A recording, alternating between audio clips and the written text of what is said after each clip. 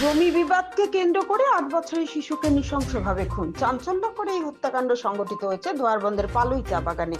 মৃত শিশুর নাম দেবজিৎ। গত রবিবার থেকে নিখোঁজ ছিল দিলীপ্রির শিশুপুত্র দেবজিৎ। গতকাল বাড়ির পাশে জঙ্গল থেকে উদ্ধার হয় দেবজিতের গলাকাটা লাশ।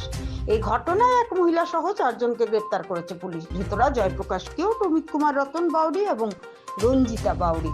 ঘটনাকে কেন্দ্র করে এলাকায় তীব্র চাঞ্চল্য বিরাজ করছে।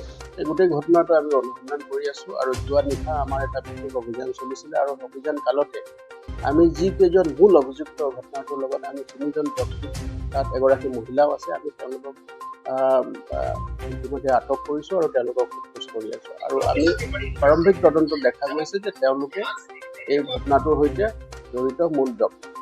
আৰু বাকী আমি তদন্ত চলাই আছো আৰু শীঘ্ৰেই আমি তাৰ আৰু অধিক ফলাফল আমি লাভ কৰিব পাৰিবলৈ আশা কৰিছোঁ। আৰু এতিয়া আমাৰ যিটো যি ইনভেষ্টিগেশ্যন আছে, যি অনুসন্ধান আছে, এইটো চালুকীয়া পৰ্যায়ত আছে, কিন্তু এতিয়া অতি দুৰ্ভাগ্যজনক ঘটনা এনেকুৱা এটা সংঘটিত হৈছে।